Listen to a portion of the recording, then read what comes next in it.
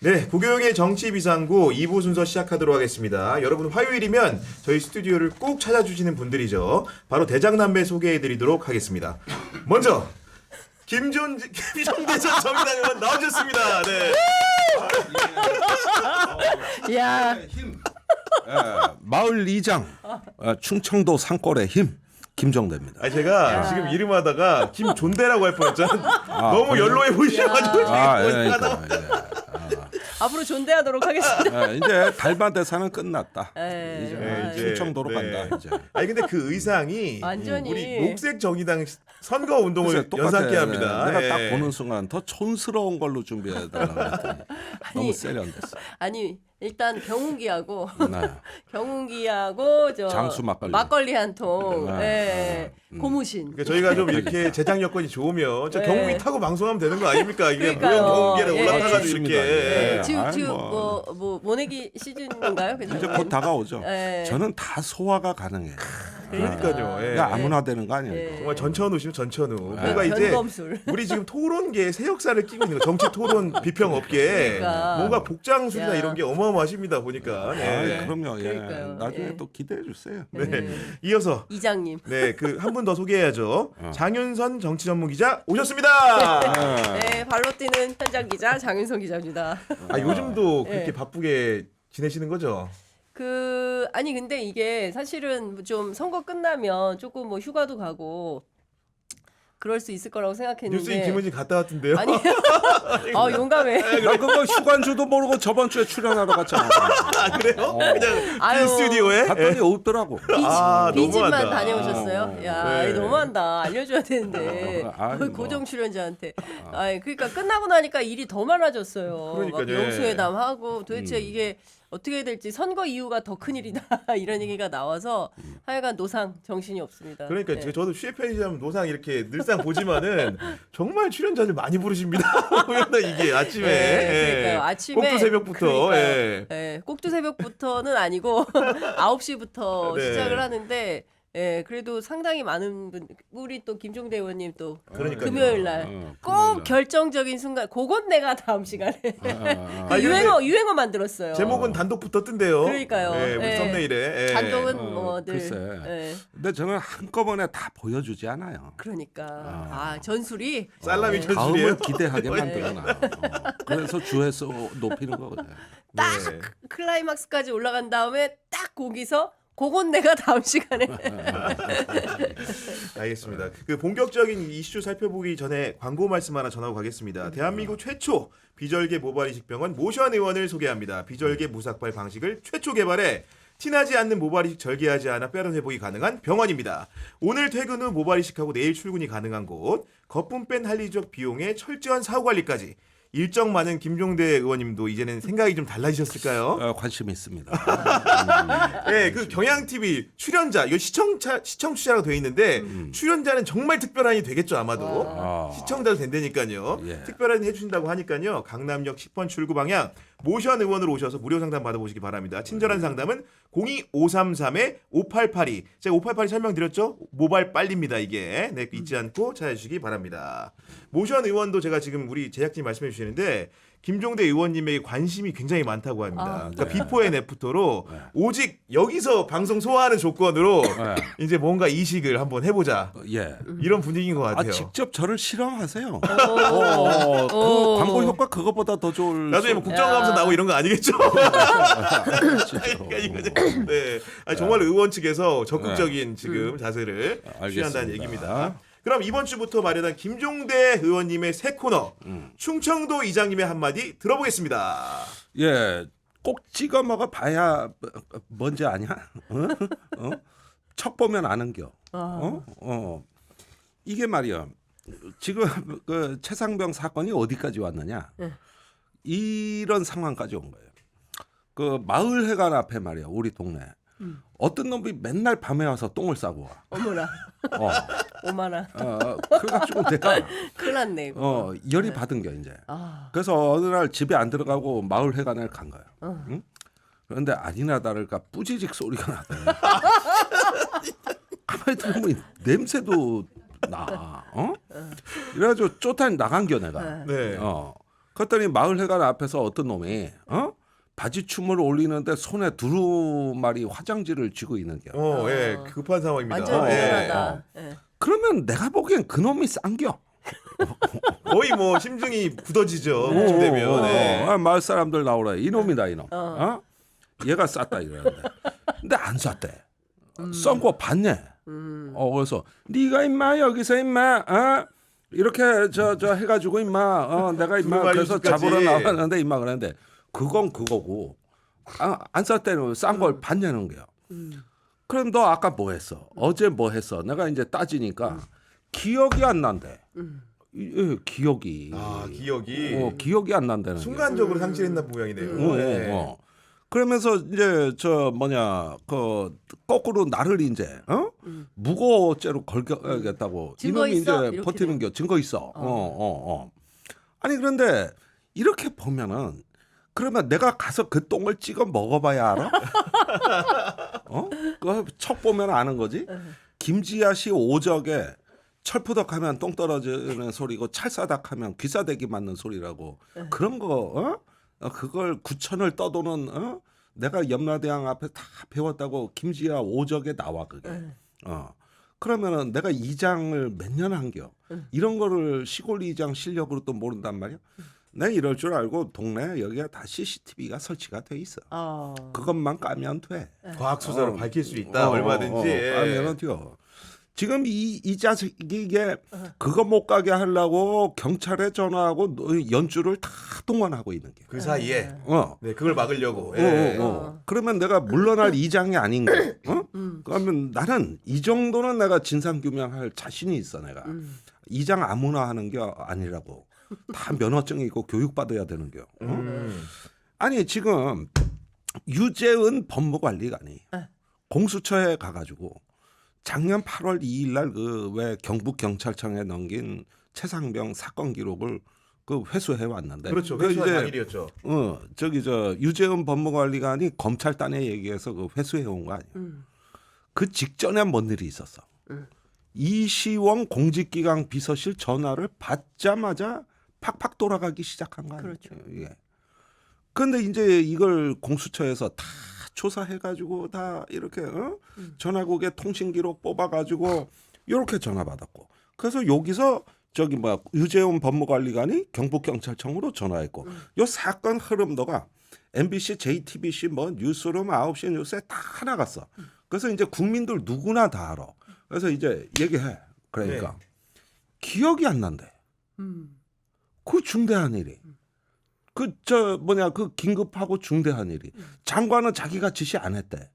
그러면 유재은 뭐 법무관리관이 어느 날 자고 일어나 보니 뭐 하늘에서 계시가 내려왔어. 무슨 그러니까 어디서 전화 인푸트가 있으니까 아웃풋이 있는 거 아니야. 그렇죠. 이게 왜 기억이 안 나냐고. 누가 이 똥을 쌌는지는 기억에 나고 안 나고 문제가 아니야. 이건 양심의 문제지. 그게 기억이 안 난다. 이렇게 이야기를 하면서 오늘 두 번째 재소환이 돼가지고 저번에 14시간에 이어 오늘도 장시간 조사를 받는데 그럴 것 같습니다. 네. 이거 이제 버티다가 이제 버틸 방법이 없으니까 대통령실은 그 금기어 아니야 그거. 그거는 입 밖에 꺼내면 안 되는 거거든. 그래서 전화를 받긴 받았는데 기억이 안 난다. 그럼 왜 경북경찰청에 전화했냐? 그냥 했다는 겨. 논리적으로 설명이 안 되는 거죠. 그게 그렇죠. 너무나. 이게 바로 똥 싸고 바지춤 올리는 그 자세예요. 내가 보니까. 엉거주춤? 그래서 요런 거 이제 공수처가 이제 기억이 안 나니까 그 유재훈 법무관리관 그럼 공직기강 비서관한테 물어보라는 거 아니야? 네, 그런 취지로 그렇죠. 답변이 나왔다고 그런 알려졌죠. 취지. 뭐 정확히 그 워딩은 아니래. 그렇죠. 내가 보기엔 그 말이야. 근데 이제 그거를 박지훈 변호사 거기가 군 법무관 출신이죠. 군 판사도 하고 군 검사도 한 경력이 있는데 전혀 그래 안 보이죠. 아우 변호사였어? 개그맨인 줄 알았어요. 저는. 개그맨이 대체로 다 그렇게 방송인 또는 개그맨 꿈이 탤런트야.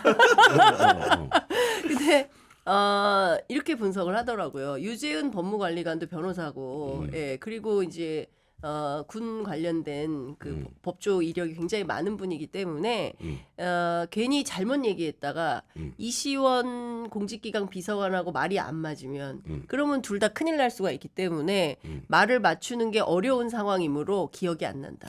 이게 전술. 내가 법조인들 이래서 싫어해. 전술이라는 거예요. 그러니까, 법기술. 법기술이 예. 무슨 양심을 앞서 그래.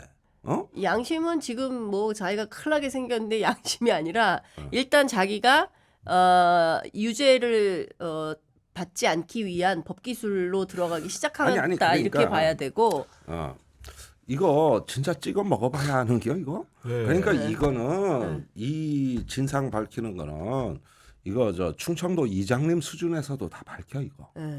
아니 근데 이미 지금 다 드러났어요. 그 김계환 해병대 사령관이나 아니면 그 임성근 사단장의 그런 여러 가지로 이제 개입 행위들에 대한 정황이라든가 진술들이 많이 나와 있고 네. 특히 뭐 사단장 같은 경우에는 직무 관련된 문서에 뭐 서명을 했다는 취지의 보도도 그러니까요. 나온 것 같아요. 네, 어제 JTBC 그렇게 된다면 만약에 혐의자를 그러면 그 혐의 내용을 만약에 삭제해줬다, 빼줬다 이런 행위에 개입을 했다면 그거 자체만으로도 본인의 죄책은 벗기가 어려울 것 같거든요. 아니, 그렇죠. 느끼기에. 지금 다 법무관리관한테 다 지금 모여지고 있어요. 저쪽에. 자기가 오히려 독박을 쓸 수 있는 거 아닙니까? 이런 상황이 되면 그렇죠. 독박이 되는 겁니다. 이거 예. 공문서 그 무단 절취가 되는 거기 때문에 이거 압수수색 영장이 있거나 공문을 보내 협조를 받아서 해와야 그렇죠. 되는 거예요. 예, 맞아요. 근데 공직기강 비서실에서 경북경찰청에 미리 손을 써놓고 법무관리관한테 전화를 한 거니까 회수할 의사가 없었는데 전화를 받고 회수한 거란 말이야. 그렇게 보이죠 지금 상황이. 예. 그러면은 이게 어떻게 저기 기억이 안 날 수가 있는겨. 그래서 이제 본인이 이제 위에도 지키고 자기도 빠져나갈 방법이 이제 이렇게 나온 거기 때문에 제가 보기에는 서서히 진실의 문은 열리고 있다. 이거 진실은 점점 우리 눈에 보인다. 이런 궁색한 모습에서 우리가 이 책임 있는 공직의 어떤 그 품격이 안 나오고 있는 거기 때문에 그래서 내 얘기는 이거예요. 꼭 찍어 먹어봐야 아는겨? 다 조사하고 압수수색하면은 안 나올 것 같아요? 아니 근데 그 검찰의 태도가 네. 뭐 이제 특수부 수사하는 검찰의 태도는 꼭 찍어 먹어 보고도 그 맛이 아니면 부인한다는 거예요. 증거 있어? 계속 증거가 나올 때까지 부인하다가 그러면 똥을 된장어이라고 우기는겨? 근데 증거가 나올 때 증거 있냐라고 했다가 증거가 실제 나왔는데 이 증거가 본인이 부인해서 나중에 그 무죄 입증이 가능하다. 그 길이 보인다라고 하면 그 증거도 동의하지 않는다는 거예요. 그러니까 그게 특수부 수사의 아주 전형적인 방법이기 때문에 찍어 먹어봐야 아냐? 찍어 먹어보고도 그 맛이 아니면 부인할 수 있다. 그러니까 법기술자들을 상대하는 것은 굉장히 어려운 일이다. 사실은 뭐 네. 유재은 관리관도 사실 베테랑 법조인이죠. 그렇죠. 그렇기 예, 때문에 예. 본인이 아마도 예. 여러 가지 조사 과정 속에서 예. 판단을 좀 내렸을 것 같은데, 근데 우호적인 상황만 아닌 게 지금 유재은 관리관의 조사는 시초인 거고, 그렇죠. 지금 김계환 사령관도 지금 소환 통보를 했다는 소식이 그렇습니다. 전해지지 않습니까? 예, 예. 그렇기 때문에 이제 줄줄이 사건 관계인들이 조사를 받을 텐데. 싹 다 부른다고 했어요. 김계환 사령관 사실 상반기 장성 인사에 또 유임을 했잖아요. 내가 그거 네. 저 특종으로 내가 여러 군데서 얘기했던 건데 여기서 네. 얘기 안 하고요? 여러 군데 얘기 심지어. 세 가지 거기서 얘기 안 예측을 했나? 했는데 네. 딱 맞았어요. 아 진짜요? 네. 네. 저기 지난주. 네. 5월 초로 알려진 군 정기 인사는 4월 말로 앞당겨진다. 네. 아 시기가. 아, 네. 요걸 첫 번째 맞죠. 두 번째 김계환 사령관은 유임된다. 이거 세 번째 일정표가 싹 바뀌었다. 고별 순시가 있었어. 제주도, 백령도, 포항, 그 해병부대 그 유임 통보 받고 일정표 싹 바뀌었다. 없던 일이 그렇죠. 됐다. 남았으니까요. 네. 그런데 제일 충격적인 거는 이거를 2주 전에 그러니까 17일에 그 해병대 장군단 회의가 열렸는데 거기서 김계환 사령관이 자기가 유임됐다고 직접 장군들한테 밝혔다. 그러니까 그리고 인사가 나기 그 전에 다음 주에 유임됐다. 그러면은 여기서 이제 가장 충격적인 건 뭐냐면은 장군 인사는 청기 누설이에요. 그러니까 국방부 장관이 장군 진급 보직 인사를 가지고 대통령한테 결재를 받고 나오는 길에 발표하는 거야. 그 전까지는 이 봉투를 누구도 못 열어봐. 그래서 심지어는 그때 막 탄식이 쏟아져 나오고 전날까지도 대부분 대령 장군들은 초조주라는 걸 먹어. 초조주요. 예. 초조해서? 예. 어. 어떻게 만들어요, 그거? 초조는? 아니 뭐 그냥 저기 이렇게 말아가지고 돌리면서 예. 그리고 여기 혹시 식초 이제 타고 이런 거 아니죠? 저 대상자가 있으면 예. 한 달을 이제 접대하러 다니고 이제 여론 만들려고. 아. 그러다 보니까 그때 돈들을 많이 써. 그래서 그 계룡대 인근에서 식당이 그때가 영업이 제일 잘 돼. 그래가지고 초조줄 먹고 하는데 이제 발표 나면 그때부터 진급자는 전화를 무지하게 많이 받아. 그렇겠죠. 축하한다고. 네. 그러니까 1시간 전에도 모르는 겨. 그리고 1시간 전에 바뀔 때도 있는 겨.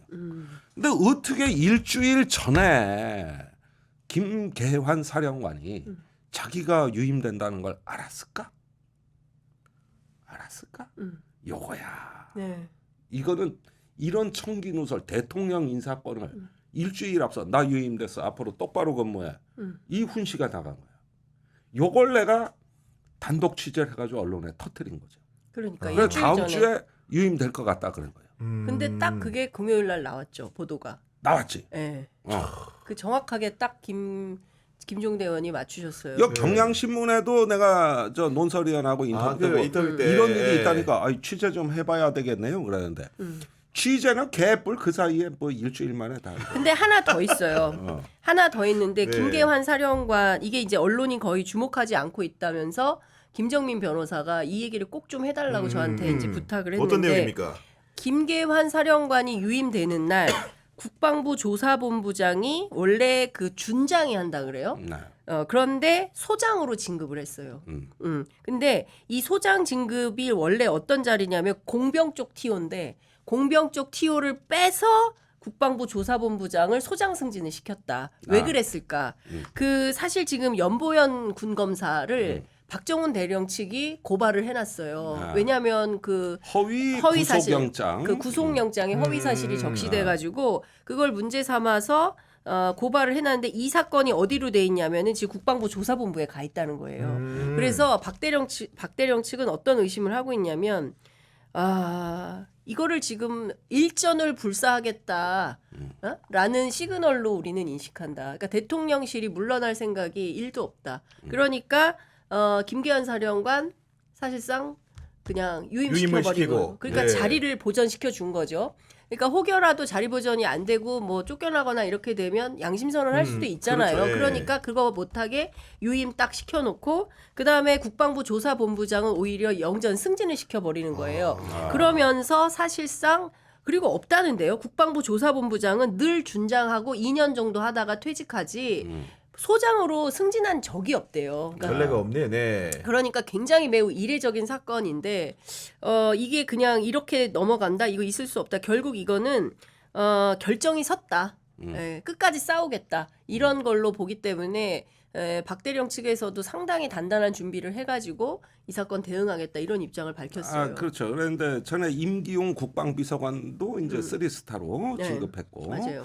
김계환 유임됐고 조사본부장 승진했고 그랬는데 김계환 사령관을 계속 지키다가 이제 군이 난리가 난겨. 이건 이제 다른 언론에서는 내가 얘기 안 한 건데. 그렇습니까? 단독. 네. 내가 오늘 저기 인사 기록을 다 찾아봤어. 그랬더니 육군의 박정환인가? 저기 그 육군 참모총장. 그다음에 공군의 이용수 참모총장. 여기는 군이 다르잖아요. 그런데 지금 해군 참모총장까지 포함해서 이 세 명이 1986년도 사관학교 입교자들이야. 전부 세 86년. 명이 다. 네. 이게 해사로 44기야. 네. 이게 해사로 육사로는 46기고. 네. 그랬는데 김계환 사령관하고 같은 동기야. 그러니까 무슨 얘기냐? 다른 데는 그 기수가 사성장군으로 진급해서 지금 다 총장에 앉았는데 해군은 옛날 김계환 사령관을 안 자르고 그냥 놔두니까 여기만 이제 가만히 있는 동안에 다른 군이 같은 기수들이 사성장군이 된 거죠. 그러면은 동기생 해군 참모총장이 온 거예요. 아니 그러니까 네. 그러니까 동기생한테 지휘를 받는 거야. 통상적으로는 그런 일이 없는 거죠. 그럼 옷 벗고 네, 나가야 네, 되는 거 보통 아니에요? 계급 사회에서는 네, 네. 있을 수 불가능한 없는 일이죠. 기상천외한 일이요. 그리고 임성근 전 1사단장이 45기야. 그러니까 지금 해병대 사령관의 1년 후배인데 지금 그 기수는 다른 군의 삼성장군, 사성장군이야. 그러니까 임성근도 지금 저기 뭐냐 존립비계 있는 거죠. 여기 예. 눌러 앉아 있다 보니까 이제 해병대가 장군 연령이 제일 높아진 거예요. 그리고 여기선 진급자가 안 난 거예요. 딱 버티고 있으니까. 다른 군은 장성 진급 나오고 난리인데 여긴 작년에도 안 나오고 올해도 안 나오고. 그러면 밑에서 사실은 승리 불만이 못한 있을 사람들 것 불만이 같은데. 누적될 수밖에 예. 없는 거 아니 아니에요? 그러니까 예. 신뢰를 잃은 무능한 지휘관들이 저기 뭐냐 떡 바위처럼 눌러 앉아가지고 후배 진출길을 다 막는 거야. 이렇게 되니까 지금 해병대에서 원성이 얼마나 자자하겠어요. 근데 임성근 사단장도 사령관 노린다는 얘기가 있었는데. 이번 보직 인사에서 부사령관 온다는 소문이 있어요. 그건 임성근 조금 두고 사단장이. 봐야 돼요. 예. 아, 그건 내가 한두 까가지고 미리 얘기해놔서 예. 지금쯤이면 생각이 바뀌었을지도 오히려 안 할 수도 네, 있어요. 계속 이러면은, 얘기하면 네. 항쟁의 순간이 온다. 내가 항쟁의 순간. 예. 그래서 어제 여야 영수회담이 있었기 때문에 이제는 좀 말빨이 더 통할 수도 있는데 이 저 조사본부 대통령실 거기에다가 장관실 여기 해병대까지 이 저 최상병 방탄 노년단 방탄 장년단들은 전부 다 유임되거나 승진하거나 영전이 됐다 이거예요. 그래서 이 상황이 이게 군대가 망하는데 가장 확실한 방법이에요. 이제 해병대는 저 다른 데는 삼성 사성 장군하는 기수가 투수 다 하고 있으니까. 그렇죠. 네. 그러면 밑에선 부글부글 끓겠지 지금. 네. 그러면은 저 앞으로 대장들보다도 선임 3스타가 해병대에 있는 이런 격이 되는 것이죠. 굉장히 계급사에서 이거- 기형적인 인사 행태 같은데. 이거 해병대 망하는 거예요. 그러니까 근데 말입니다. 이게 예. 단순히 뭐 계급 사회에서 뭐 승진 못하고 뭐 이런 차원의 문제가 아니라 첫 번째는 최상병 사건과 관련해서 이 억울한 죽음에 대한 진실 규명이 필요한 건데 그것도 지금 못하거나 안 하거나 뭉개고 있는 상황 아니겠습니까? 그런데다가 조직적으로 또 부담까지 주고 있는 거예요. 네. 큰 틀에서 보면. 그러니까 해병대 내부에서 상당히 불만이 나올 수밖에 없고 또 하나는 임성근 사단장이 거짓말한 게 어제 또 JTBC를 통해서 확인이 된 거 아닙니까? 본인이 직접 수색 지시 명령한 문건에 없다 그랬었죠. 예, 네, 서명까지 그랬었는데. 했는데 나는 뭐 권한이 없기 때문에 그런 거 한 적이 없다라고 했는데 실제로 문건이 딱 나온 거 아니겠어요? 그럼요. 카톡에도 여러 번 나옵니다. 장병들 물에 들어가 있는 사진 보도된 거 그러니까. 보고도 공보 활동이 잘 됐다고 잘 되고. 자기가 다 얘기했고 아니 그 저 오늘 비가 많이 와가지고 저기 뭐냐 중단해야 트럭 안에서 쉬고 있고 육군은 나 철수했다 그러니까 그 위에서 내려온 말이 뭡니까 강하게 동기부여를 해서 오히려 육군이 없으면 우리 더 활약할 기회가 왔다는 이런 식으로 그리고 전투화 신고 들어가겠습니다 간부가 그렇게 보고 하니까 무슨 소리야 장화 신어 이 수중 수색을 벌써 염두에 둔 네. 그러니까 아니 현장에서 장화를 신건 전투화를 신건 현장 지휘관이 그 정도 재량도 없이 사단장 위신 세우는데 눈치만 보고 위에서 들들 볶아야 되니까 그것만 신경 쓰다가 이게 비극이 일어날 수 있는 이유가 하나 둘씩 쌓여오는 거예요. 아니 근데 나 이게 너무 궁금한데 7월 17일 오전 10시에 그 실종자 수색 그 작전 통제권이 육군 이작사로 넘어갔는데 왜 오후 9시 55분에 본인이 이거를 그 실제로 뭐 수색해라 어째라 서명을 하면서 이 문건을 어떻게 왜 남긴 거예요? 작통권이 넘어갔는데 자기 지휘권도 없잖아요. 임성근 사단장. 그리고 18일 날 비가 엄청나게 그러니까. 왔어요. 맞아요. 예. 예, 그래서 육군이 이제 철수가 했는데 예. 여기서 그 저기 현장에 내려간 게 아마 18일인가 그럴 겁니다. 임성근 사단장이. 예. 그래서 복장 통일에 예. 그 복장 통일하라는 조끼 것 입지 때문에 말고 그거 해병대 딱 글씨 보이게 옷 입어. 그리고 경례 똑바로 해. 포병대대 니들이 제일 문제야. 현장 지휘 똑바로 해. 이 서술을 퍼렇게 그냥 들들 볶고 막 윽박 지르고 가버렸으니 작전 지휘권이 없는 사람이 이렇게 해놨으니 밑에서 해병대는 누구 말을 듣겠어? 작전 통제권이랑은 일종의 행정 권한인데 평소에 내 생사 여탈은 누가 지고 있겠냐고. 대가리가 둘이 댕겨. 지금 갑자기 명령권자가 둘이 댕겨 지금. 해병대 그러면- 사령관하고 음. 육군 이작사 어. 사령관하고 그런데 육군이 철수했다는 보고를 받았어. 응. 그런데도 강하게 동기부여해라 이렇게 하니까 야, 저기 대대장하고 여단장이 얘기하는데 여단장이 야 위에 분위기 알잖아. 그러니까 육군 철수했는데 우리는 어떡하라 없죠. 그러니까 야 임마 위에 분위기 알잖아. 강하게 동기부여하라잖아 임마. 에? 그러니까 알겠습니다. 군말 없이. 아니 근데 군말 제가 없이. 얘기를 듣다 보니까 지금 경찰에서 하는 과실치사 부분하고 네. 이제 지금 공수처의 수사 외압 부분이 하나의 스토리 연결이 되잖아요. 사실은 전후 관계의 문제이기도 하지만 근데 이거를 한 가지 수사기관에서 하지 않고 나눠서 한다는 것 자체가 약간 좀 넌센스 같다는 느낌 많이 들어요. 예. 그 수사는 있습니다만 네. 지금 공수처에서 하는 수사는 이제 그 8월 2일 이후 그 벌어진 그 저기 수사회요?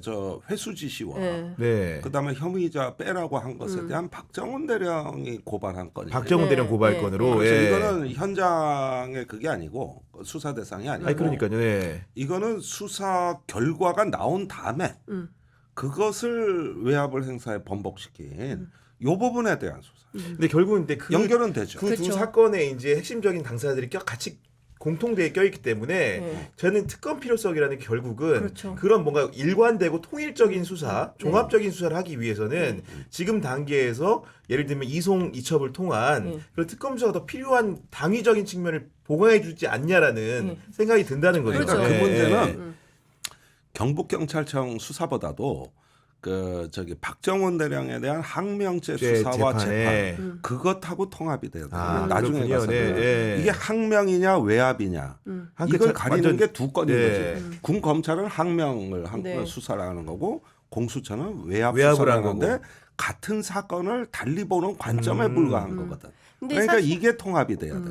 그리고 또 하나는 사실 최상병 사건과 관련해서는 수사 보고서 그러니까 그 기본적으로 이첩하지 말라고 했지만 박 대령이 이첩해서 사실은 이거 수사를 해야 되는 게 경북경찰청의 의무인데 이 관련된 수사가 전혀 진도가 안 나가고 네. 있는 문제도 심각한 거죠. 맞습니다. 예, 그렇기 예. 때문에 이 사건 그러니까 도대체 누가 직접 수색하라고 지시하고 명령하고 이 사건에 대한 책임, 이 사망의 원인이 누구에게 있는 것이냐, 예? 그 책임을 묻는 수사가 사실은 본격적으로 돼야 되는 거죠 경찰 단위에서. 그러니까 드러난 정황으로는 예. 사실은 근데 그것도 명징해 지금 하나도 보이는데요. 안 예. 나오는 거고, 그 다음에 수사 외압에 대한 건도 있는 것이고, 그 다음에 이게 항명인지 아닌지도 들여다봐야 되는 것이고, 그러니까 이거를 다 종합해서 검토하려면 분명한 거는 네. 특검을 해야 되는 거죠.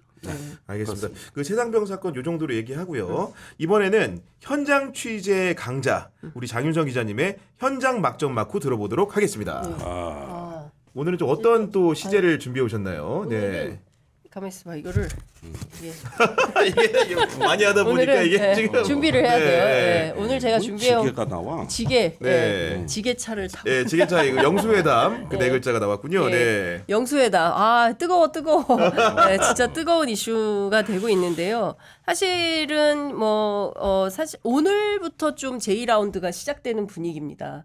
예, 어제까지만 하더라도 영수회담 될 거냐 안 될 거냐 하다가 실제로 영수회담이 됐고 네. 그리고 합의서가 있냐 없냐 했는데 합의서는 없고 그리고 각자 브리핑을 했는데 온도차가 상당히 커요. 그러니까 대통령실은 기본적으로 협치의 시작이다. 뭔가 잘 되고 있다. 우리 일단 만났어. 네, 한발 만난 거 뗐다. 자체가 예. 성과야. 네. 예, 여기서부터 시작해서 또 만날 수 있어. 국회 사랑제에서 다시 한번 만납시다라고 대통령께서 좋아 빠르게 가 이런 전략을 하는데 민주당 쪽에서는 가만히 있어봐. 이게 만나긴 만났는데 12가지 의제에 대해서 대통령이 답변한 게 뭐가 있지? 없다. 그러니까 성과 있는 회담이라고 평가하기가 굉장히 난감하다. 대략 난감. 막 이런 입장인 거예요. 그 가운데 실제로 이런 오늘 아침 라디오에서 어제 회담에 배석했던 관계자들이 인터뷰를 쭉 하니까 오늘부터는 사실 그 여당에서 또 반대 입장이 나오기 시작했습니다. 새로 이번에 당선된 그 김용태 맞아요. 예. 최고위원 오늘 젊은 세게 얘기했더라고요. 정치인데 예. 이재명 대표 싸우러 나온 줄 알았다. 국정 포기 협박하는 거냐. 네. 이제 이런 태도를 보이고 있고 그리고 여당 대변인 이런 얘기합니다. 야당에서 이번 영수회담을 입법 독주의 불쏘시개로 이용하려는 것은 아닌지 의심이 된다. 입법 독주의 예. 불쏘시개. 그러니까 네. 이게 무슨 얘기냐면 사실상 민주당에서는 대통령과 회담을 해보니 뭐 지금 이채양명주라고 불리는 것들 포함해서 민생 현안, 민생 법안, 그 다음에 뭐 연금 개혁, 뭐 등등등등 12가지 이슈에 대해서 하나 뭐 그러니까 딱 그 의대 정원 뭐 그건 원래 민주당도 증원해야 뭐 된다는 증원, 거예요. 원론적인 찬성인 그렇죠. 거죠. 네. 아주 뭐 디테일을 합의하거나 이런 건 네. 아니에요. 근데 그런 정도 말고는 나머지에 대해서는 왜 안 되는지에 대해서 15대 80으로 대통령이 훨씬 더 길게 설명을 했다는 거잖아요. 그러니까 그런 측면에서 보면 아무래도 국회의 시간이 왔다. 지금부터는 민주당의 시간이다. 그러니까 박지원 전 국정원장의 경우에는 지금부터 민주당이 세게 싸워야 된다. 범야권 192석을 딱 모아서 지난 총선의 민의를 반영하는 수준으로 강력한 투쟁을 해야 된다. 저런 대통령 안 된다. 아니 세상에 이런 영수회담이 어디가 있냐. 뭐 형식부터 시작해서 차담이라는 형식을 통해서 한다는 것은 아주 그 가벼운 뭐 이런 형식. 어떤 분들은 또 이거 그 수사기관에 조사받으러 가기 전에 왜 고위 관계자들 티타임 티타임 한다. 그런 또 티타임 의유를- 성격 아니냐 이제 이런 은유를 하는 분도 계세요. 그러니까 그런 정도로 한 형식부터 네. 시작을 해서 내용상에서 대통령이 뭐 쭉 주장하고 뭐 다 아시겠지만 뭐 일일이 다 설명 안 하겠습니다. 그러니까 특히 다른 거 다 떠나서 이태원 참사 특별법 같은 경우에 이거 좀 하셔야 된다. 유족들을 좀 생각하는 차원에서라도 이거는 이제 더 이상 미뤄서는 안 된다라고 했을 때 대통령이 그 독소조항 문제를 제기하잖아요. 근데 그 독소조항이라는 게 사실 뭐 예컨대 이제 영장 청구권이 있다 이렇게 그것도 잘못 표현을 알고 했어요. 한 근데 이거 거라면서요. 완전히 예. 잘못됐어요. 저도 그걸 다 찾아봤는데 영장 청구권은 검사에게 헌법의 권한이에요. 그렇습니다. 헌법사에 보장되는. 그런데 이거는 그 조사위원회가 영장 청구권을 갖겠다는 게 아니라 조사위원회가 조사하는데 자료협조도 안 해, 출석하라는데 출석도 안 해, 조사에 비협조적이야. 이럴 때 검찰에게 이런 문제에 대해서 영장을 청구해 주세요라고 일종의 건의할 수 있는 뭐 이런 정도의 권한인 거예요. 근데 그런 권한은 있어야죠 조사위원회에서. 근데 그것조차도 못하게 하고 그거를 잘못 알고 있으면서 아 이거 독소조항 때문에 이거 안 된다라고 딱 거부를 하고. 그러니까요. 예. 그리고 또 민생 지원 뭡니까 25만 원 25만 원. 지원하는 네. 거에 대해서 단칼에 거절했다는 거잖아요. 근데 그것도 보면 사실은 대파 875원 사태를 통해서 대통령이 민생에 대해서 얼마나 관심이 많지 않은지 확인을 우리가 하지 않았습니까? 그러니까 그런 걸 보면 실제 14월 동안 선거를 뛰었던 그 야당의 정치인들은 이게 심각하다 지금 동네 골목 상권이 거의 무너져 내리고 있고 공가가 너무나 많고 시장에 사람이 없고 이런 문제들에 대해서 최소한의 좀 마중물이라도 와서 경기가 좀 돌아갈 수 있게 이렇게 해줘야 된다라고 하는데 이것도 단칼에 거절을 했다는 거니까 이게 전혀 별로 관심이 없구나. 이런 판단을 할 수밖에 없는 거예요. 그러니까 그런 차원에서 보면 민주당은 일단 이제 투쟁을 결심하고 지금부터는 대통령이 그렇게 판단한다면 야당인 민주당이 중심이 돼서 전국의 주도권을 쥐고 다양한 차원에서의 의정 활동을 할 수밖에 없다. 근데 이렇게 딱 나오니까 여당이나 이런 쪽에서는 굉장히 세게 날선 비판을 하면서 오늘부터 저는 아마도 상당한 또 긴장 관계로 넘어가지 않을까라는 생각이 들고 어제까지만 하더라도 우리 다시 만날 수 있어. 회담은 가능할 거야. 뭐 이렇게 얘기가 있었는데 점점 멀어지고 오늘부터 있다. 어떤 네. 얘기가 나오기 시작하냐면 2차 회담은 없어. 다시 만날 일은 없을 것 같아. 이런 이제 암울한 전망들이 나오는 것이고 총선보다 총선 이후가 더 심각한 전국이 될 수가 있다. 분냉할 것이다. 그렇습니다. 네. 예, 그래서 지금 5월인데요. 당장 5월 2일 날 최수근 상병 그 특검법이 이제 자동 부의돼 가지고 표결하겠다는 게 민주당의 입장인데 김진표 의장이 5월 4일 날 LA 동포 간담회 때문에 또 출국을 해요. 그러니까 근데 요거 안 하고 그냥 간다라고 하면 안 되니까 오늘 민주당 의원들이 30명이 기자회견했어요. 연서명을 해가지고 못 가게 할 수도 있겠다. 출국 저지하겠다. 출국 예. 저지 얘기가 나왔고 그리고 5월 2일 날 국회 본회의장을 중심으로 해서 상당한 긴장감이 있을 것 같고 큰 틀에서 보면 21대 국회를 마무리하는 홍익표 원내대표가 이거 반드시 내가 끝내고 가겠다. 여기 이거 최상병 특검하고 그다음에 전세 사기 피해자들과 관련된 특별법 이거 반드시 처리한다. 이제 이런 입장이에요. 그래서 아마 이제 그 오늘 4월 30일이잖아요. 내일 노동절입니다. 노동절 딱 끝나고 5월 2일부터는 전쟁이다. 전쟁이다. 전쟁이다. 저는 이제 그렇게 예감을 합니다. 그래서 국회가 다시 또 엄청난 소용돌이 속으로 들어갈 것 같고요. 아마도 국민의힘 출석할 수 있다라고 하는데 집단 퇴장 가능성도 있고요. 김진표 의장이 아예 회의를 안 그러니까 참 그게 납득하기가 어려워요. 김진표 의장은 뭐 민주당 출신이고 그리고 의장이 그 중립적으로 사회만 보는 사회자가 아니지 않습니까? 근데 그게 아니라 뭐 양쪽이 합의하지 않으면 난 안 열 거야.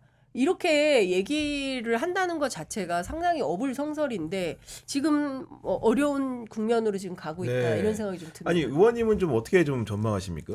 예. 이게 영수회담이라 그래놓고 여당 대표가 불참했다는 부작용이 우려는 했는데 역시 여기서 터지는 것 같아요.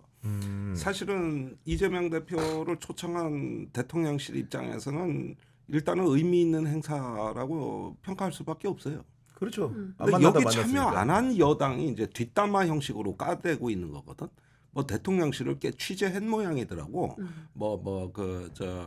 이렇게 낭독한 거에 대해 가지고 항복 문서 받으러 왔냐.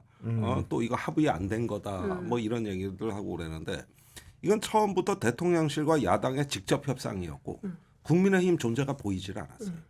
그런데 한 가지 사정으로 좀 이해할 만한 건 황우여 비대위원장이 영수회담 하는 날 임명이 됐다고. 맞아요. 아니 전에 윤재욱 원내대표가 있으면 권한대행 아닙니까 당대표. 그러면 와서 배석이라도 할 수 있게 해줘야지. 왜 하필이면 고날 당대표를 바꾸냐고. 그리고 그런 사정 때문에 못 나온 걸로 이렇게 떨궈버린 거란 말이야. 아니 무슨 당대표 회담에 당대표가 대통령 만나는데 여당이 빠집니까 그래? 그래서 이게 일종의 뭐 이렇게 역할 분담이 되는 거예요. 국합 배드캅 해가지고 대통령하고 얘기하는데 국민의힘은 우리는 그 언론 보도 보고 내용 알았다 이랬을 거 아니야. 처음에 끝나자마자 이제 빼버리는 거고. 자기들은 내용을 모르니까. 그러고 나가지고 이제 와서 이게 뭐 적절하니 말하니 미안하지만 국민의힘은 당사자가 아니야. 이 영수회담에. 당사자가 아니고 저 발언도 못한 주체란 말이에요. 사실은 잘못됐지만. 그러는데 뒤에 이제 쏟아내는 게 지금은 저기 국민의힘이 저 야당 같아. 응? 국민의힘이. 그래가지고 뒷담화식으로 이렇게 까대고 들어오는 거죠.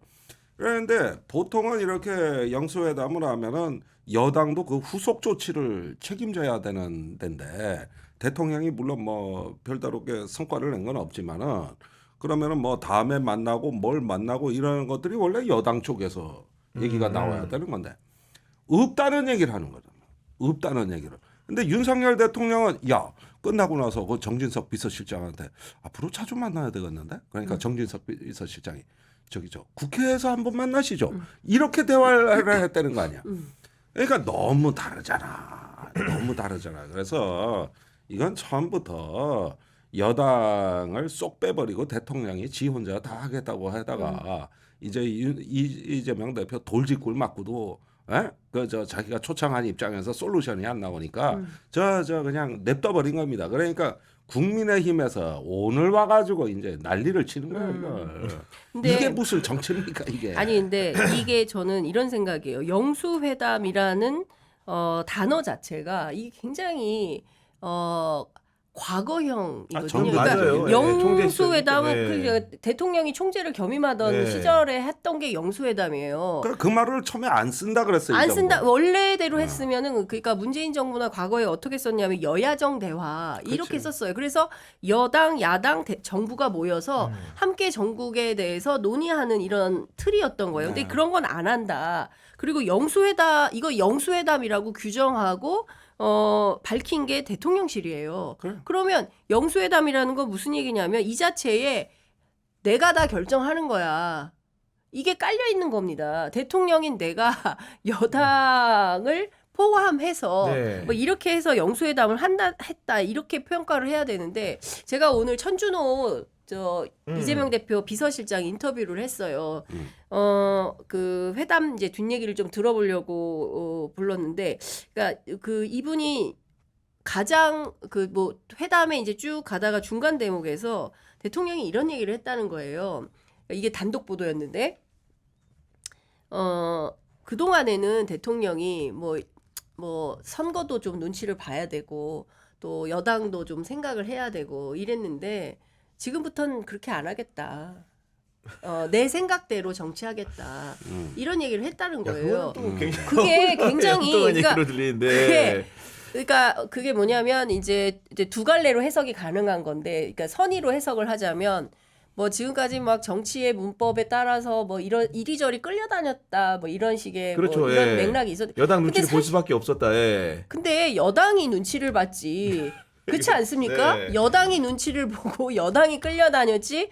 대통령이 여당에 끌려다녔다고 우리 국민 중에 누가 생각을 해요? 대부분 그렇게 생각을 못 하죠. 아니 예. 대표가 쫓겨나고 막 이런 상황이 벌어졌는데 그걸 갖다가 무슨 국민이 대통령이 여당 눈치 보느라 전국 운영을 잘 못했다 이렇게 평가하기는 어려운데 대통령은 그런 생각을 하고 있다는 거예요. 그래서 앞으로는 그냥 내 생각대로 하겠다 이런 얘기를 했다는 거예요. 그래서 선의로 해석하면 정말 민의를 반영해서 국민의 뜻을 반영해서 국민 속으로 들어가서 정말 내가 생각하는 그런 정치를 구현하겠다 이런 걸로 해석을 할 수가 있고, 반대의 경우로 해석을 하면 어떤 상황이 되냐면 이게 내 맘대로 하겠다는 건데 이거 진짜 부정적으로 생각하면 굉장히 큰일 날 수 있는 일인 거예요. 그러니까 앞으로가 더 큰 문제가 될 수 있겠다라는 위기감을 야권이 갖고 나왔다는 거예요. 그래서 그날 어제 그 영수회담 끝나고 이제 그 민주당으로 와가지고 네. 뭐 이제 약간 스몰 토크 같은 걸 자기들끼리 했다는 교통 거예요. 정리해야 되니까, 그러니까 네. 이재명 대표와 거의 참여했던 사람들이 해가지고 답답하다.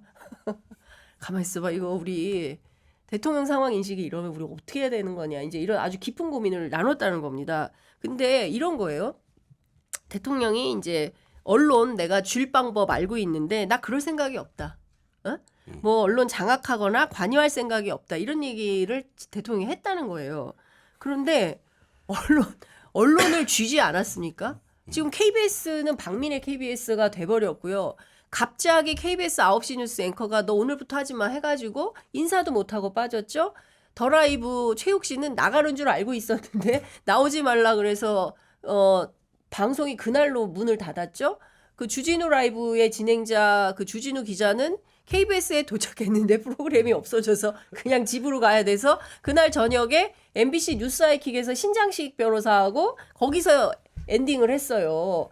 이게 방송이 장악이 아닙니까? 그리고 선거방송심의위원회 그다음에 방심이 실제로 류일임 위원장에 대해서 해촉해야 되는 거 아니냐라고 진성준 위원장이 문제제기까지 했다는 거예요. 현장에서? 예, 네. 현장에서 네. 대통령한테 해촉해야 된다 이런 네. 얘기를 했는데 장악할 생각도 없고 나는 관여할 생각도 없고 막 이렇게 얘기를 했고, 그리고 이태원 참사에 대해서도 그 앞서 말씀드린 대로 이런 상황 인식이고, 그러니까 국민들이 갖고 있는 이 정부에 대한 인식과 대통령이 설정하고 있는 것 너무 다른 거예요. 너무 다르고, 그러니까 이게 출발이 같아야 같이 좀 얘기를 하면서 이게 좀 조정이 되고 조정이 가능하고 예. 협의가 가능하고 이런 건데 상황 인식 자체가 완벽하게 지금 분리돼 있는 상황이기 때문에 어디서부터 어떻게 출발을 해야 되는 건지. 그리고 지금, 이제 예. 그 선방이나 그다음에 이제 법정 제재를 지금 계속 하고 있잖아요. 특히 MBC에 대해서.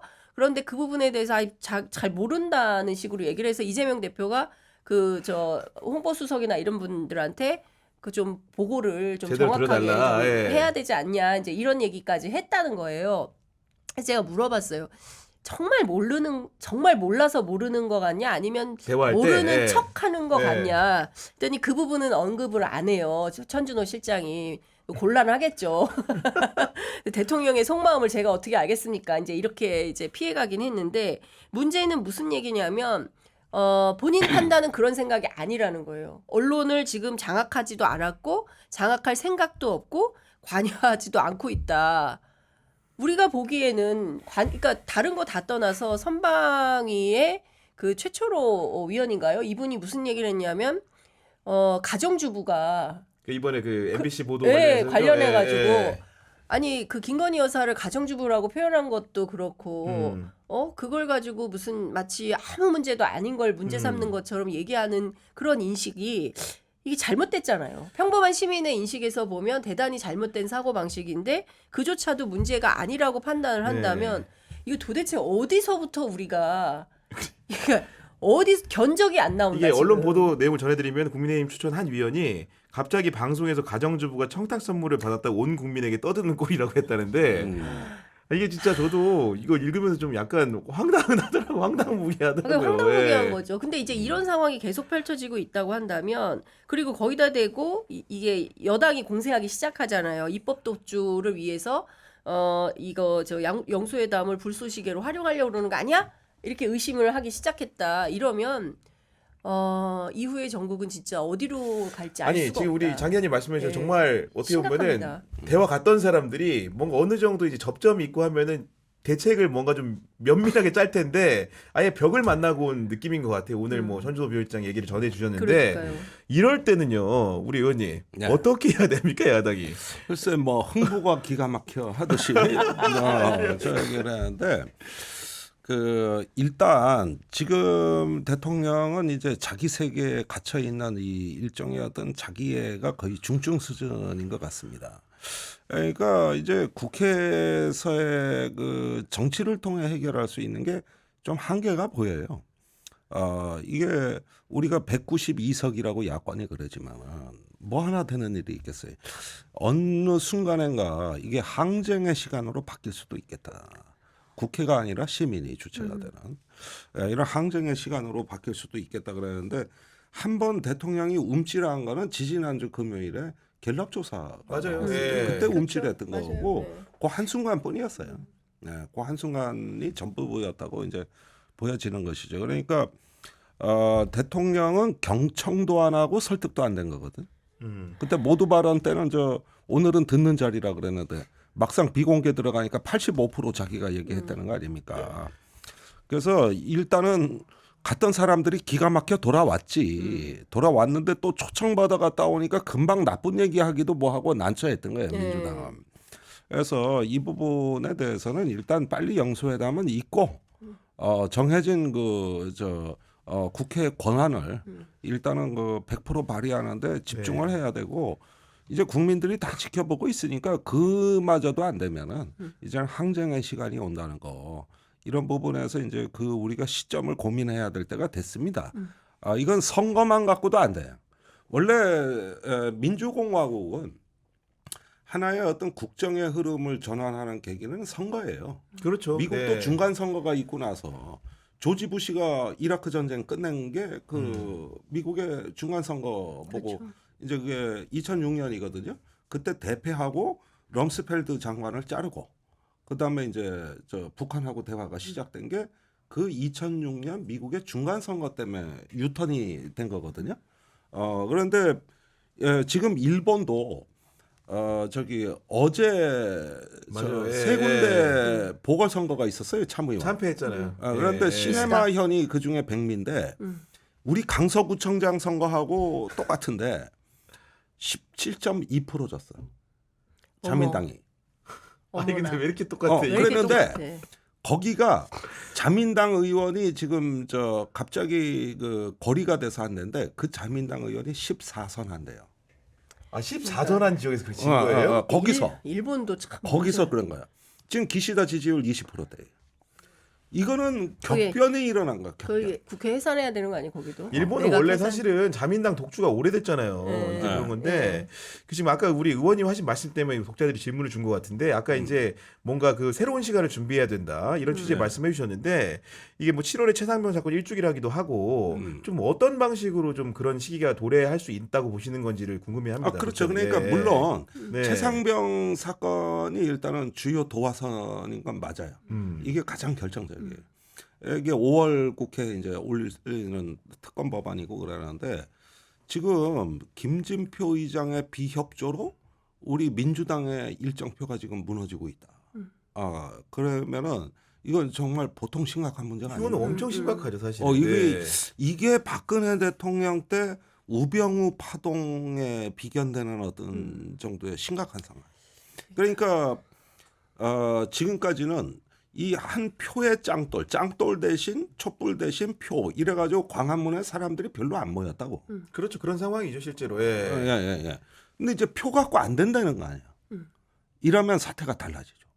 이제는 그쪽으로 시민들이 결집이 될 수밖에 없죠.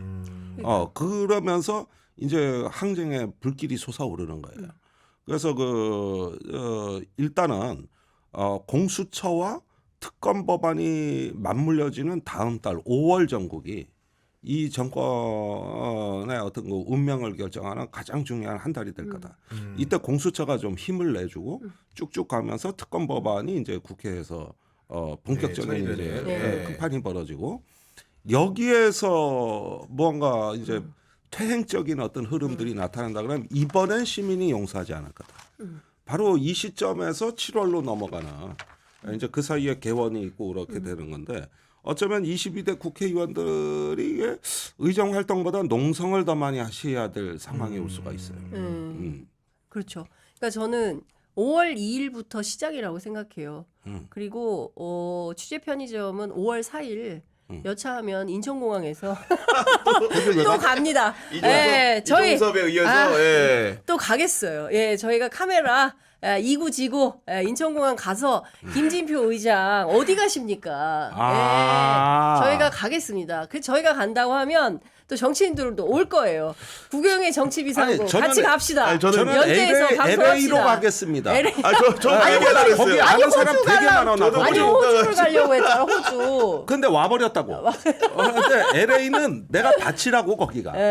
아니 근데 제가 가겠습니다. 5월 4일 날 LA 가신다고 하는데 LA까지는 제가 못 간다 LA 먼저 가 하더라도 있을게요, 그러면. 인천공항에 경향신문은 LA로 가시겠습니까? 아니 고민도 많이 동포 하지만 간담회가 되겠습니까 내가 이게? 김진표 의장하고는 같이 국방일에서 친해. 전화 좀 하세요.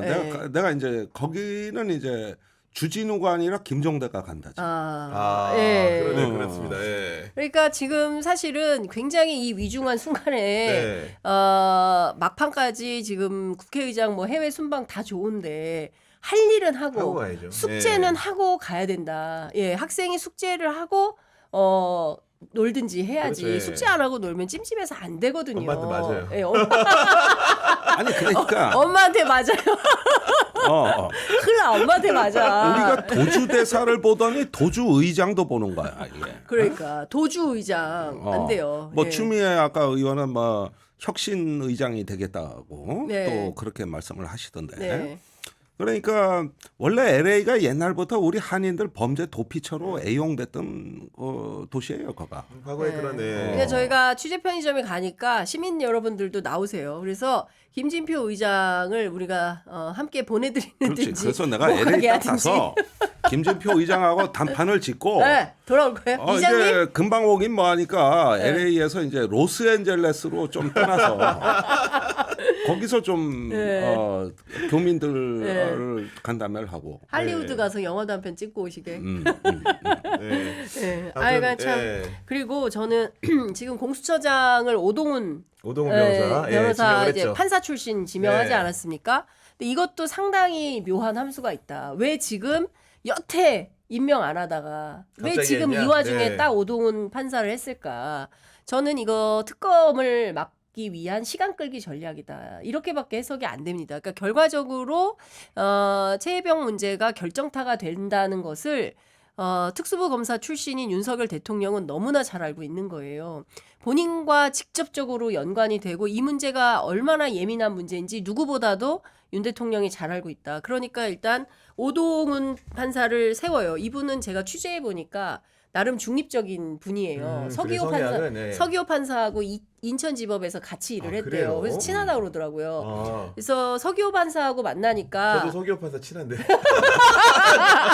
친한 분이 많구나. 요새 방송 잘 안 불러준다고. 요즘 연락 안 한 지 오래됐어요. 예, 연락해보세요. 그러겠다. 방송 하고 싶으신 예, 것 같아. 예. 근데 어찌됐든 중립적인 분이기 때문에 일단 인사청문회 통과해야 되잖아요. 그러니까 인사청문회 통과용으로 괜찮은 거예요. 그러면 윤 대통령 입장에서 그럼 일은 누구랑 하냐? 차장이랑 한다. 그러니까 지금 오동훈 그 공수처장 임명이 중요한 게 아니라 오동훈 그 처장 밑에서 일할 차장을 누구로 지명하느냐. 그게 검사 출신이 올 가능성이 그렇죠. 높고. 거기를 네. 검사 출신으로 해서 그러니까 우리가 이거를 본 기억이 있습니다. 감사원 보세요. 우리가 감사원장 누군지 이름도 몰라요. 그런데 유병호는 압니다. 그렇죠, 유병호 맞습니다. 사무총장으로 다 일을 했어요. 이런 방식으로 한다. 예, 그런 측면에서 보면 공수처도 똑같이 감사원처럼 운영하려고 하는 거 아니냐라는 의심이 실제로 정치권 안에 있는 겁니다. 근데 만약에 이런 방식으로 하면서 어떻게 하겠습니까? 특검을 미루고 공수처에서 수사하고 그 얘기 지금 막 나오고 있어요. 윤재호 원내대표도 그 얘기 하고 있고요. 오늘 아침 라디오에 출연한 윤상현 의원도 똑같은 얘기합니다. 특검 수사 지금 아직 끝나지도 않았는데 특검 수사 보고 공수처 수사 보고. 공수처 수사 내용을 보고 네. 그다음에 미진하면 그다음에 특검 가는 거지. 공수처 수사도 안 됐는데 뭐 말이 되냐 이런 주장을 합니다. 근데 지금 공수처 수사 인력이 굉장히 적은 가운데 굉장히 적극적으로 열심히 수사를 하고 있는 건 거고 맞고, 예. 그렇죠. 그리고 일단 싹 다 불러서 조사를 한다는 거니까 일정 정도 해놓은 다음에 이것을 특검으로 넘겨서 그리고 공수처에서 기소권이 없잖아요. 그러니까 결국은 또 공수처가 수사하면 이거 검찰에 기소해달라고 맞아요. 얘기를 해야 예. 되는데 그럼 검찰이 기소를 할 수 있겠냐는 거예요. 그 방식을 노리는 거죠. 그렇기 때문에 이것은 반드시 특검으로 가야 네. 되고 5월 2일 날 민주당은 반드시 특검법을 통과시켜야 네. 된다. 만약에 대통령이 거부권을 행사한다고 한다면 행사하겠죠? 안 할까요? 하죠. 해요? 100%죠. 100%예요? 네. 그러면 5월 말에 국회 또 열어야 됩니다. 재의결해야 되고요. 어떻게 해서든지 표를 모아서 정말 억울한 최상병의 죽음을 밝힐 수 있는 방향으로 국회가 역할을 해야 됩니다. 필요하면 시민들이 적극적으로 역할을 해서 누가 세상을 바꾸겠습니다. 결국은 국민 몫이 아닌가 이런 생각이 좀 들어요. 그러니까 항상 제가 전에도 말씀드렸지만은 우리가 총선을 치를 때마다 내가 느끼는 게 항상 죽은 자가 산 자를 지키고 민주주의를 지키는구나. 2016년 선거는 세월호 선거였습니다. 그때 그 집회 모든 집회 맨 앞줄에는 어머니 맞아요. 유족들이 계셨고 총선이 끝나고 그 아이들이 꿈에 나타났는데 우리가 이 나라 그냥 두지 않을 거야 이러고 다음 날 박근혜가 선거에서 졌다. 우리 아이들이 지켜준 선거다 이런 이야기를 많이 하고 또 이번 선거는 최수근 상병이 사실은 선거에 가장 큰 저는 그 어떤 팩터라고 봅니다. 그러니까 항상 우리가 이제 죽은 자가 산 자를 지키는 이런 선거는 그때로 사실은 끝났어야 되는데 그거를 능멸하고 반복하고 거짓말이 이렇게 여전히 이 거짓의 세상이 되니까 그 기리는 마음이 이 선거를 바꾼 거예요. 그리고 박정훈을 최수근이 지킨 거란 말이에요. 그래서 이런 것들은 계속 이제 기시감이 있는데 그렇다면 22대 국회가 어찌 돼야 되는가 이 부분에 대해서는 우리가 일단은 재의결이 거부됐을 때를 대비해서 일단은 뭐 저부터도 저 작년에 몇 번 나갔습니다만은 광화문에 집회 가서 연설하는 겁니다. 예. 그리고 이제는 국회가 아니라 또다시 광장이 정치의 중심이 됐다. 이제는 우리가 더 이상 피해갈 수가 없다. 이런 걸 만들고 거기서 또 이제 그동안에 공수처 수사에도 또 비협조적이거나 위증한 이런 사람들 고소고발 들어가야 되는 거예요. 그렇죠. 그러면 어느 한 귀퉁이가 무너져요. 지금도 내가 보기에 해병대 흔들흔들해요. 그리고 조사본부도 이거 소환 대상인데 벌써 바른 말 하고 있거든. 우린 처음에 2차 반박했다고 거부했다. 근데 차관이 와서 압력을 넣더니 장관 지시가 내려왔다. 그래서 이랬다. 이거 다 MBC 보도 나간 겁니다. 이거 지금 귀퉁이가 무너져가고요. 귀퉁이가.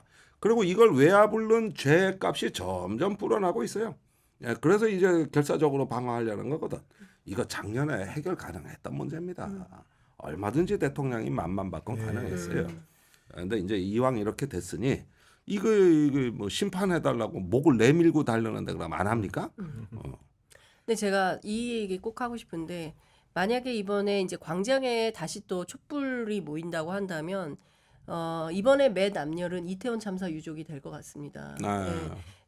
정말 길거리에서 우리 아이들 할로윈데이 때 놀러 갔다가 골목길에서 이런 대형 참사를 당한 이 부모님들이 또 거리에서 울면서 이번에 진실에 투표해달라고 하면서 선거 캠페인을 하셨어요. 그래서 이태원 참사 유족들이 맨 앞열에 광장 1열은 이번에는 이태원 참사 유족들이 된다고 보고 저는 정말 끔찍했어요.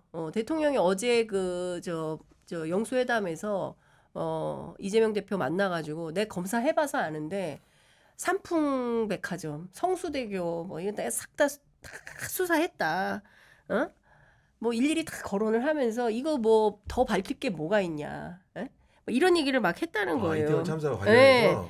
이거 결국 직권남용으로 처벌 안 된다. 그리고 결국 뭐 유족들 배보상만 남은 거 아니냐. 이런 식으로 얘기를 했다는 거예요. 그래서 민주당 끝난 다음에 얘기하면서 진짜 중요한 건 유족들을 만나가지고 따뜻한 위로를 하고 그게 중요한 거죠. 대통령이 대통령이라고 유족들 한다면. 손 네. 잡아주고 정말 죄송합니다. 정부가 제대로 일을 못해가지고 우리 안타깝게 우리 애들 159명이나 되는 아이들이 세상을 떠나게 됐습니다. 그 모든 책임은 저에게 있습니다. 손잡고 한번 울면 그 유족들이 그 마음이 되잖아요. 근데 그게 아니라 뭐 내 검사해봐서 아는데 상품백화점도 내가 수사해보고 성수대교도 내가 해보고 싹 해봤는데 뭐 한계가 이만저만이 아니고 결국은 뭐 배보상으로 끝나면 되는 거 아니야? 이런 식의 접근이 이거는 이 말이 탄핵 사유예요. 이 말이 배보상으로 끝나는 거 아니야. 그러면은 옛날에 무슨 세월호 유족들이 또는 뭐 생존자들이 대학 특례 입학 시켜달라 그랬습니까? 괜히 배보상 프레임으로 몰고 가가지고 다낭고 학생들 대학 특례 입학 맞아요. 예. 그걸 뭐 넣는다 만다 이 얘기가 퍼지니까 그냥 프레임이 완전히 바뀌어가지고 그래가지고 일베가 나서고 뭐가 역풍이 분 거는데 유족들은 그런 요구 한 적 없어요. 그러니까요. 또 생존자 맞아요. 예. 가족들도 이거예요. 배보상으로 어찌 해가지고 이제는 사회에 부담을 주는 민폐를 끼치는 사회의 짐으로 만들어 버리는 거죠. 이런 거예요. 이런 데서 이런 사고가 다 그 오늘날 세월호의 아픔의 실체를 구성하고 대통령이 있는데 이런 생각. 여기서 또 이러는 거예요. 그러니까 이거는 두들겨 패도 못 알아들어. 그렇게 매사로 해철이 멍둥이 다 들어봐도 다 백약이 모여. 백약이 모여야. 이거 어떻게 해야 돼? 촛불로 나가는 거예요. 네, 그거 외엔 답이 네. 없어요. 알겠습니다. 오늘 아유, 참. 오늘도 이제 대장남의 두 분과 함께 영수회담과 이제 최상병 사건에 대해서 심층적으로 얘기를 해봤습니다. 저는 이런 생각 들었는데 그 혹시 그 대화 내용을 전문을 공개하면 좀 안 될까요? 근데 제가 물어봤어요. 예. 그래서 일단은 15대 85가 어떻게 나왔냐 천준호 네. 비서실장한테 그러니까, 혹시 초시계 갖고 들어갔냐 그랬더니 대통령 만나러 갈 때는 전자기계 일체 가져갈 수가 반입이 어려워요. 예. 핸드폰도 못 가져가고 그 시계 있잖아요. 네. 그런 것도 다 안 된다. 그래서 다 놓고 들어가야 돼가지고 접견실에 있는 시계로? 벽시계가 있더래요. 그래서 그 벽시계를 보면서 그게 쟀다는 거예요. 그리고 실제로 메모를 했어요. 각자 다 그러니까 우리 네. 그 기자들 취재하듯이 적었겠죠. 그러니까 예. 풀러가 네. 풀러가 이제 3명이 앉은 거예요. 그래서 이제 진성준 풀러, 그다음에 천준호 풀러, 그다음에 박성준 풀러가 앉아가지고 막 메모해가지고 갖고 나와서 이제 조합을 해서 이제 설명을 해주는 이런 정도여서 녹음을 안 했기 때문에 그거를 전문을 공개하기가 어려운 것 같습니다. 네. 근데 지금 저는 벌써부터 또 무슨 얘기가 나오냐면. 모두 발언 누가 먼저 하기로 했냐. 이거 가지고 15분 발언한 거는 처음부터 반칙이었다. 이런 비판이 나와요. 대통령이 그렇게 주장하는 것 예, 같더라고요. 그리고 예. 뭐 이제 천준호 비서실장은 시간 제약 없었다라고 하는데 무슨 소리냐. 3분에서 5분 안으로 맞아요. 하기로 했다. 예. 이런 식으로 지금 주장이 엇갈리고 아니 남북 정상회담도 라이브를 했어요. 그런데 라이브 안 된다고 해가지고 심지어 뭐 했냐면 전 처음 들어봤어요. 음성 엠바고 들어본 적 있으세요? 저도 회개하는 세상에 것 같아요. 음성 예. 엠바고를 해가지고 2시 회담이 3시 반까지 대통령실이 야 공개해 라고 지시할 때까지 틀질 못했어요. 이러니까 스웨덴 민주주의 그 다양성 연구소에서 폐쇄적 독재 국가로 가고 있다라고 비판하고 있는 거예요.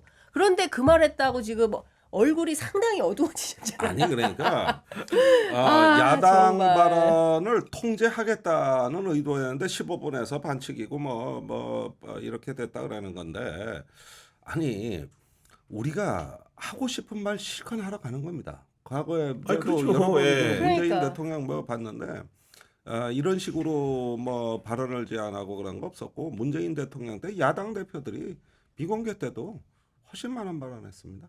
예. 그건 제가 그건 뭐 여기서 다 그 밝힐 수 없는 내용이지만은 훨씬 많이 발언했고 그렇게 함으로써 오랜만에 야당이 가슴 펴는 시간이에요. 그 그렇죠. 시간이. 그리고 어떻게 보면 해소하고 나오는 거죠. 그게 이렇게 일가라고. 예. 뭐 해소라기는 뭐 해도 이제 충분히 전달했다. 네. 이렇게 해서 다 체면 세우는 자리예요. 그 그러니까요. 자리가. 예. 뭐 그래가지고 보니까 벌써부터 뭐 찾아온 주제에 뭔 모두 발언 말이 그래 많어. 뭐 이런 식의 얘기거든. 이거 제가 딱 보니까 지금 총선 때 심판받은 그 자세. 이렇게 자꾸만 해봐. 이게 자꾸만 하다 보면은 말하기조차 힘든 공화국이구나. 네. 이런 거죠. 그 얘기하던 네. 김준일 평론가 그 얘기하더라고. 그 음성 엠바고는 귀틀막이다. 그러니까 이재명 대표를 입틀막 15분 얘기하니까 입틀막해서 쫓겨 내보낼 수가 없으니 전 국민을 귀틀막을 시간 차를 두고 네. 말씀하십니다. 네, 지금까지 이제 김종대 전 정의당 의원님과 양유선 정치전문기자 모시고 장시간 토론을 나눠봤습니다. 국영의 정치비상구는 내일 오후 4시에 또 여러분들을 찾아뵙도록 하겠습니다. 오늘 두 분 모두 감사했습니다. 네. 저는 내일 뵙도록 하겠습니다. 감사합니다. 감사합니다.